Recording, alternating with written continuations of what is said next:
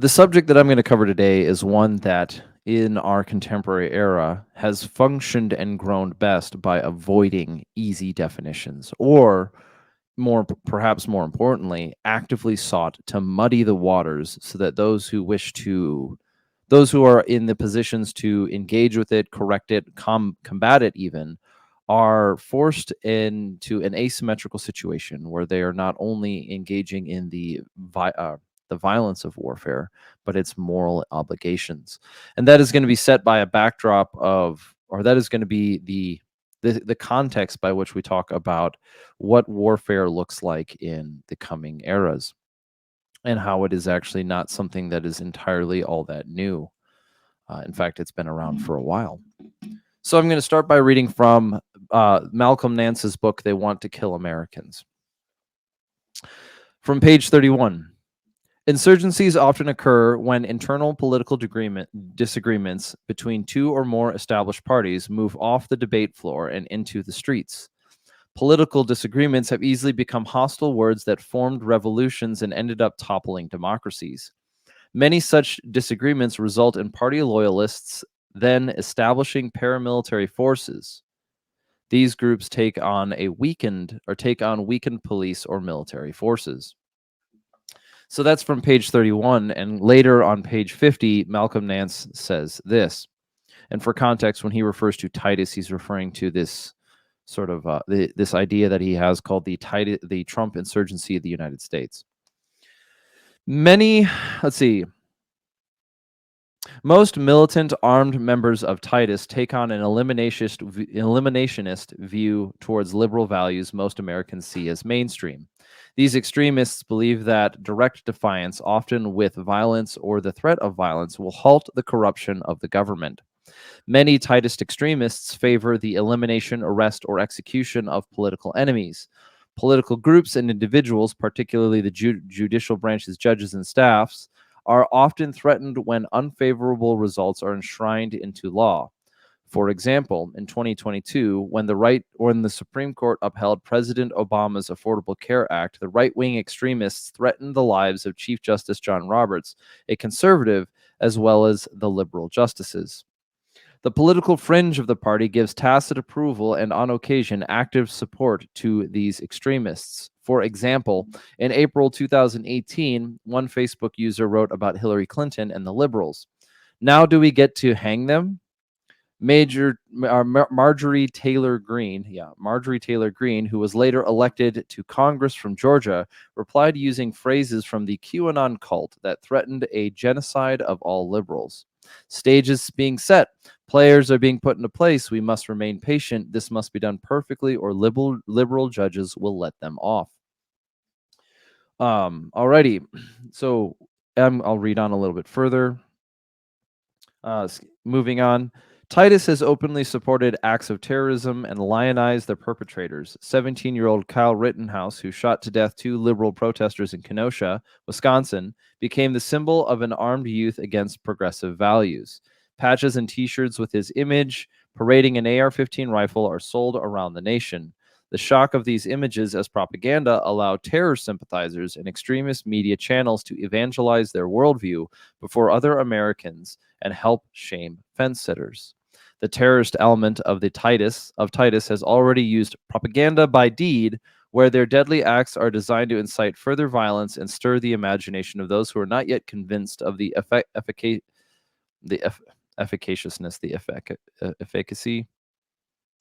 of terror. The efficacy of terror. Each act is designed to weaken the resolve of the public and make them feel the government cannot protect them. Within the social media infosphere of the extreme right wing, particularly on Reddit, Parler, Gab, and Telegram chat rooms, the glorification of murdering liberals is commonplace. So what Malcolm Nance is talking about here, and what he's presenting in his idea of this Titus, this Trump insurgency of the United States, is that there is, in his maybe more honest or forthright explanations, a fringe of the conservative party which seeks to use violence as a form of insurgency, and let's even call it domestic terrorism, to incite fear in the population in order to break their will and trust of our operating system that be. Another example of another way that this looks like is that he's saying we're seeing this bifurcation in the, this is how I'm interpreting it, of course, we're seeing this bifurcation in the United States between liberal and conservative, and then is a fringe on the conservative that is willing to use violence to break the will of the population, making them not trust the government itself. And this, of course, is being written on the heels of 2020, where we saw a summer of love and those sort of events, which included the burning of 150 buildings in Minneapolis alone, just on the first night of the riots, which went on for 2 years. But instead of like going on a diatribe to just merely discredit Malcolm Nance, which I think he tends to actually do on his own well, I want to bring up this part here. So this is from page 5 of A History of Warfare by John Keegan. War as the continuation of policy was the form Clausewitz chose to express the compromise for which the states he knew and had settled. It accorded respect to their prevailing ethics of absolute sovereignty, ordered diplomacy, and legally binding treaties, while making allowance for the overriding principle of state interest. If it did not admit the ideal of pacifism, which the Prussian philosopher Kant was only just translating from the religious to the political sphere, it certainly distinguished sharply between the lawful bearer of arms and the rebel, the freebooter and the brigand. It presupposed a high level of military discipline and an awesome degree of obedience by subordinates to their lawful superiors. It expected that war would take certain narrowly defined forms: siege, pitched battle, skirmish, raid, reconnaissance, patrol, and outpost duties, each of which had its own recognized conventions. It assumed that wars had a beginning and an end. What it made no allowance for at all was war without beginning or end, the endemic warfare of non-state, even pre-state peoples, in which there was no distinction between lawful and unlawful bearers of arms. Since all males were warriors, a form of warfare which has prevailed during long periods of human history and which, at the margins, still encroached on the life of civilized states and was, indeed, turned to their use through the common practice of recruiting its practitioners as irregular light cavalry and infantrymen, from the unlawful and uncivilized means by which these irregular warriors rewarded themselves on campaign, and from their barbaric methods of fighting, the officers of the civilized states averted their gaze. Yet, without the services they offered, the over-drilled armies in which Clausewitz and his kin had been raised would scarcely have been able to keep the field. All regular armies, even the armies of the French Revolution, recruited irregulars to patrol, reconnoiter, and skirmish for them during the 18th century in the expansion of such forces: Cossacks, hunters, Highlanders, borderers, and hussars had been one of the most noted contemporary military developments. Over their habits of loot, pillage, rape, murder, kidnap, and extortion and systematic vandalism, their civilized employers chose to draw a veil. So what Keegan is talking about, what Keegan talks about in this early section in his book, A History of Warfare, is that most of how we are is that this perception of war being very Clausewitzian, or very much so in a ordered kind of beginning and end. There's a beginning of war, we declare war, we engage in war, we defeat your generals, and then we end the war, doesn't exactly keep ties, or doesn't exactly keep up with history. It doesn't really keep up with the way that what we are calling war has really been fought over time. And I bring these two books up separately, particularly to look at how a character like Malcolm Nance would determine an insurgency within a political opponent, and then how what we're recognizing is that he is talking, or what he's talking about is a guerrilla style or even insurgency style conflict coming from let's say, the Trump camp and being waged against the American people. In other words, the gray area of war is where you would expect counterinsurgency to be his strong suit. But then if you go on to read more of Malcolm Nance's book, you continue to find that his distinction between insurgent and, let's just call it, regular Republican or regular person, um, is not even unclear, it's divisive. If Trump, or if it's a rather divisive and destructive definition. And this is where I've made my accusation in the past that despite claiming to be an expert in insurgency, in his writing, Nance goes off right quickly to inform the world that if he is an expert, he is deliberately not practicing that which he is an expert in, which is sorting out between combatants and non-combatants, insurgents and average citizens. The explanation on Kyle Rittenhouse that he had made is a pretty clear-cut example where giving counterfactual or a personal narrative as to what goes on, Nance goes on to continue in various examples to explain or reiterate stories in ways that turned out not to be the way that they played out, whether it's Rittenhouse himself or the Governor Whitmer plot, even after let's just say the facts of the case had been made known to the public, he retained his position that they happened in the way according to his narrative. And this is where what some people are referring to as the fifth generation of warfare tends to take place. It's not just information, it's not just economic, it's not just media and propaganda. What we're dealing with is a conjunction of two colliding events. And one of them is a return to decentralization, as we have seen the failure of a centralized economy continue to cause mass starvation and destruction across the earth. And in conjunction with that, the failures of multiculturalism, claiming to be able to create world peace, but then only being able to do so by the sword, and then that therefore kind of invalidates its own position.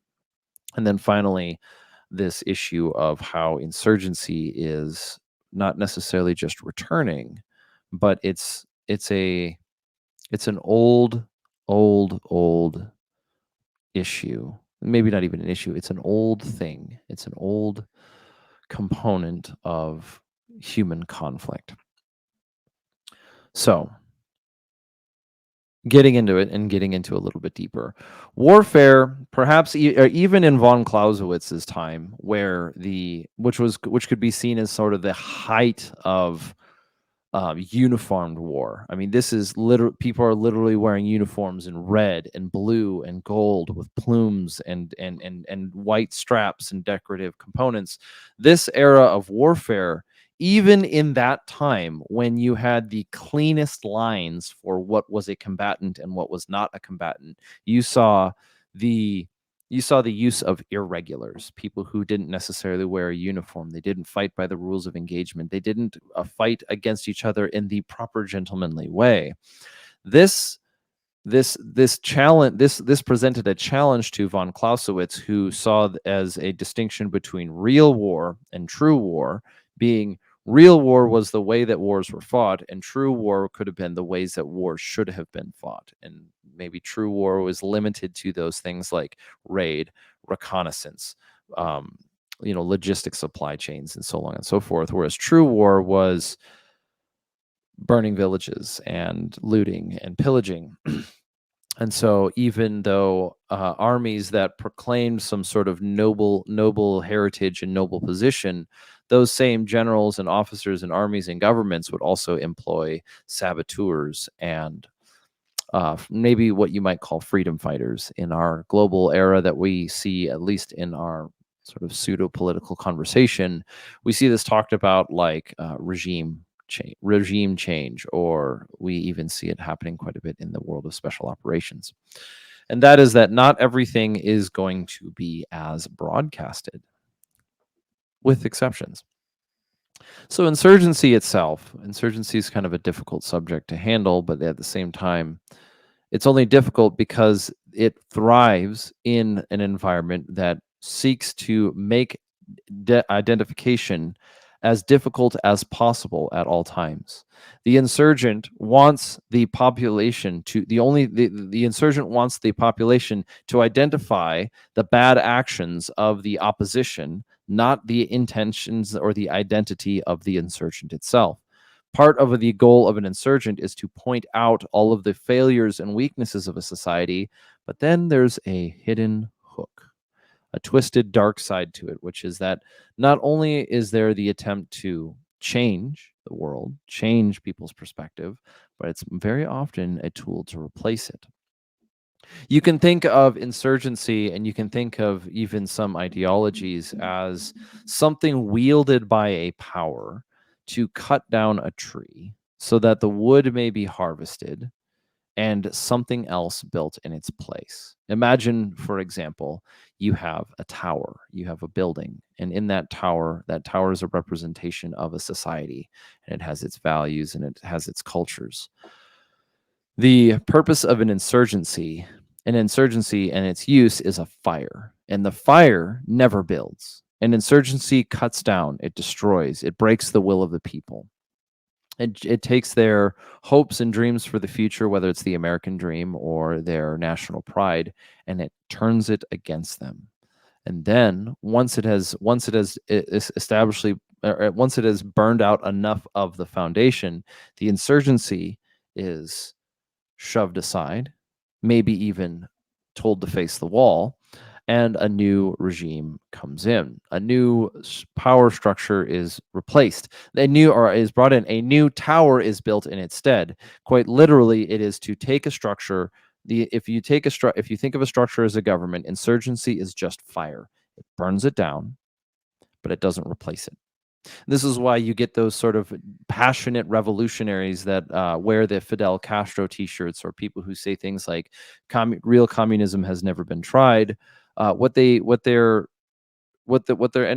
up finding out is that they are the fire that's used to burn down a structure so that something else will replace it. Throughout human history, we've seen empires rise and fall, countries, kingdoms, and so forth rise, collapse, and be replaced. Sometimes that happens naturally because of just internalized corruption, and sometimes it happens externally. But an insurgency fits in the gray area between those two spaces. And what we've seen in gun culture lately, and what we've seen in our communities, is that we've seen a desire for people to have a greater connection to their own community, a greater connection to the world around them. They don't want to be so focused on this centralized worldview, but that comes with consequences. It comes with responsibilities. And this is where I'm going to have to go continue down, for I guess for this one's being released on a Friday. It's not necessarily a stream of consciousness, but I want to pull a little bit away from the reading of these different materials and not necessarily make a prediction, but talk about what I think is going on in this environment, what I think is going on in America and in the West, and what's going on as a culture and as a community. So, first of all, I don't believe that America was ever monolithic. I don't believe that America was ever a fully united central pillar of values and core ideologies. I think it's always been a little bit of a mix. There have certainly been commonly accepted and commonly held worldviews, and that that very well can be exactly what something that Nietzsche would have been referencing with the death of God, is that while the people in America, or the American population, had a series of generally similar worldviews, they were at best cousins.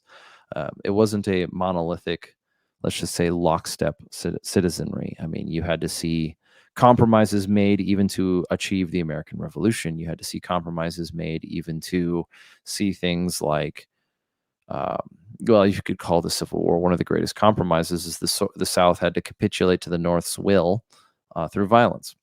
I mean, a compromise is probably putting it too lightly. But what I think is going on in the world, and what I think is that what we are observing, and I get to use the context of gun culture, is that we as a society are witnessing the end of that big era of formalized, easy to define warfare. Now, some people might call it the collapse of Western civilization, but that phrase in another term is also decentralization. Remember, to the empire, decentralization looks like collapse.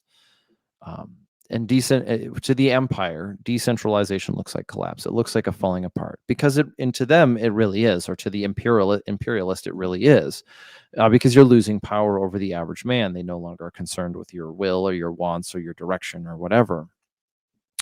And decentralization is maybe the non-violent is a non-violent protest against the authority of a centralized government, whereas insurgency is a violent, oftentimes politically divisive and destructive use of force that seeks to undermine the population. It's not only just a force; it's a combination of propaganda and force. But what I think is going on here is, I think what we are realizing, what the West is realizing, is that for a very long time we have been sheltered from the reality of violence, conflict, and political conflict in the United States. To be clear, our two in recent history, our two greatest examples of political violence taking place in the United States are going to be things like the Rodney King riots or the George Floyd 2020 and 2021 riots. Like, those are really big examples.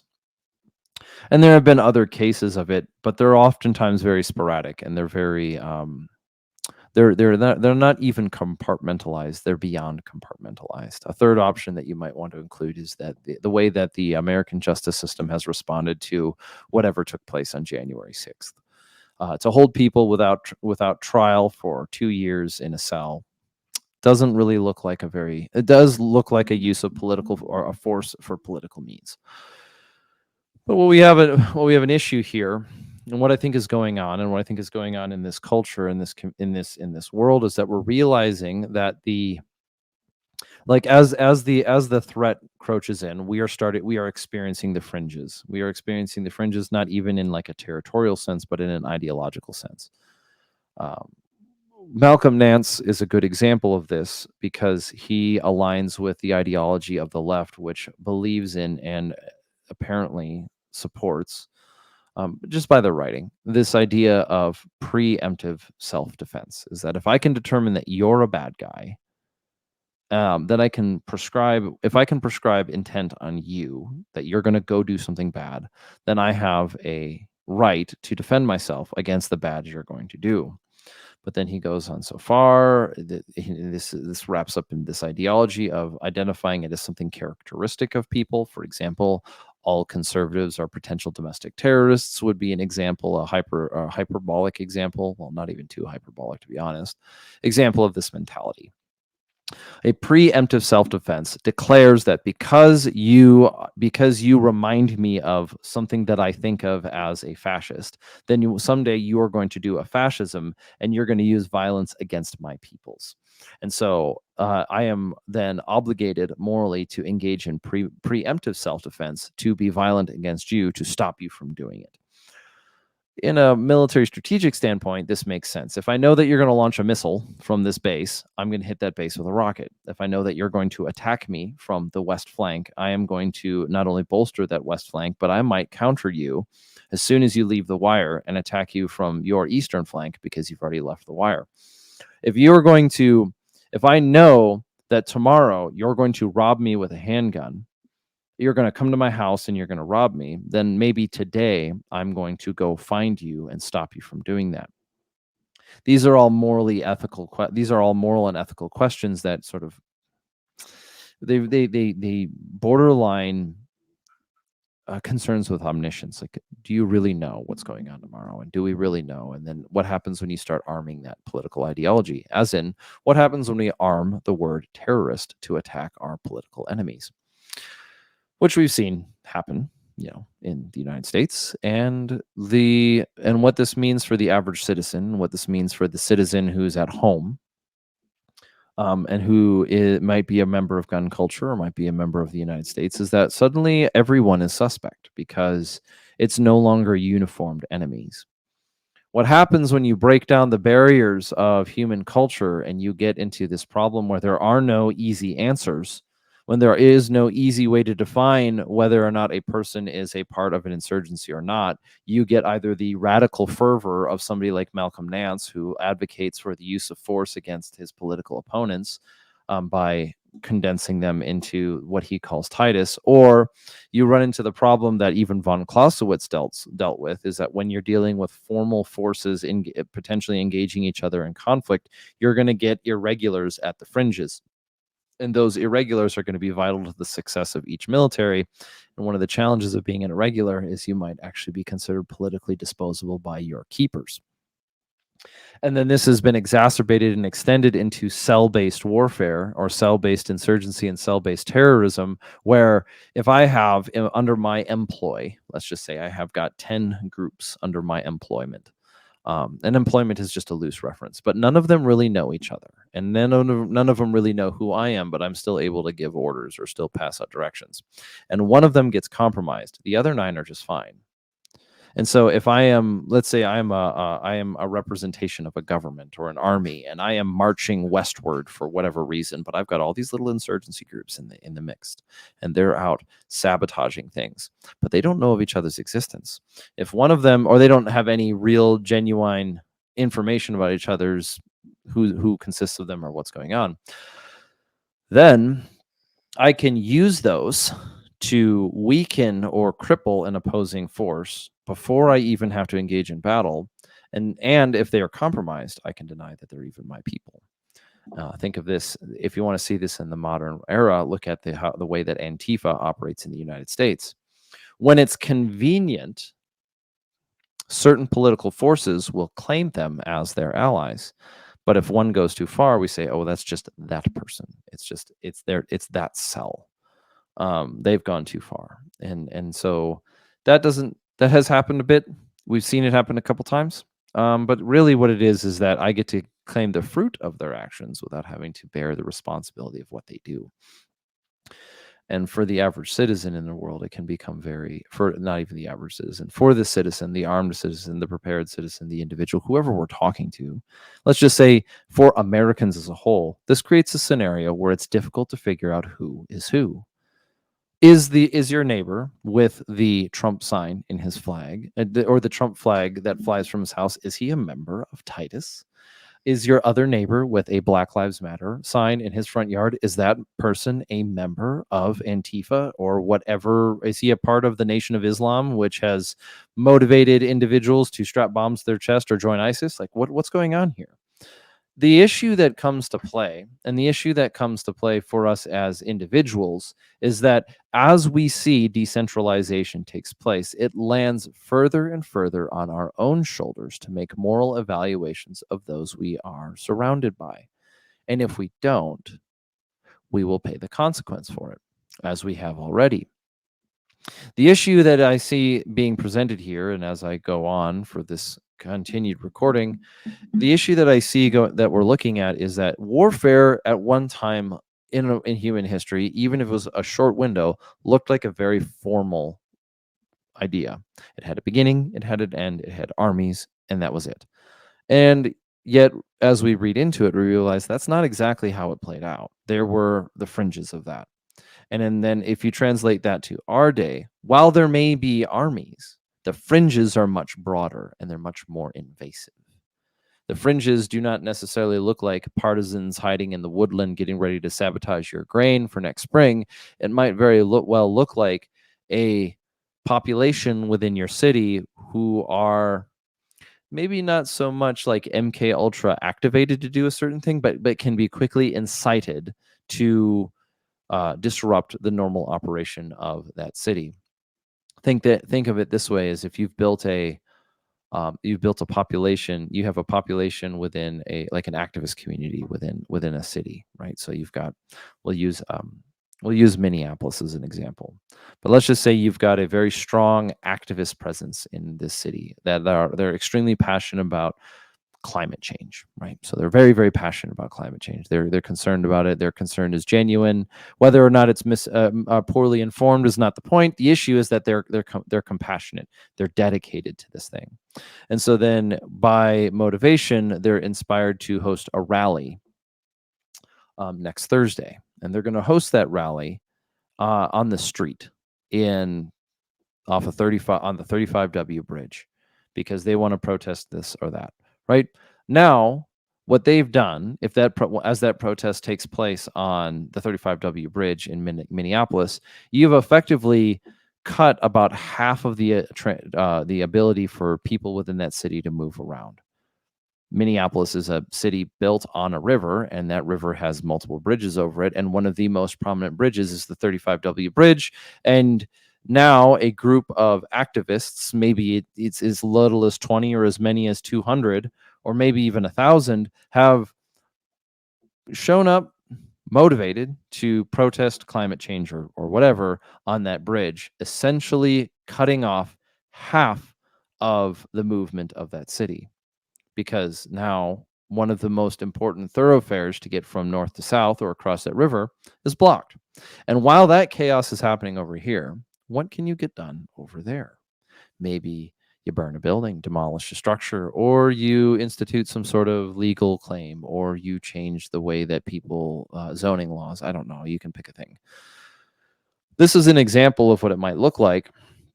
But what we're really running it, what we saw happen in 2020 was how the grievances of people, legitimate or otherwise, were weaponized in order to create a violent overthrow of the city itself, exchanging any form that might have existed or eradicating any form of, say, law and order or whatever from the population for radically far left ideological people within the city council.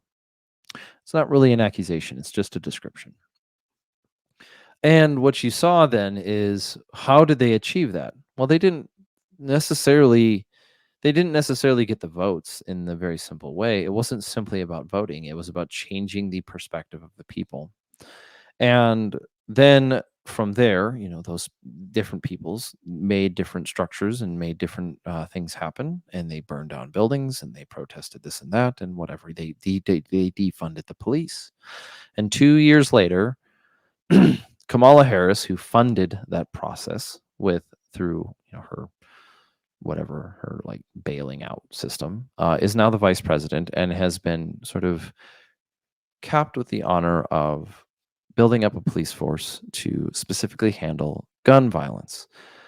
And while that's happening, you're seeing a political aperture you're seeing a political aperture activate within a community, within the media, which specifically highlights cases of violence where a certain tool, which has been sort of politically attached to a certain population.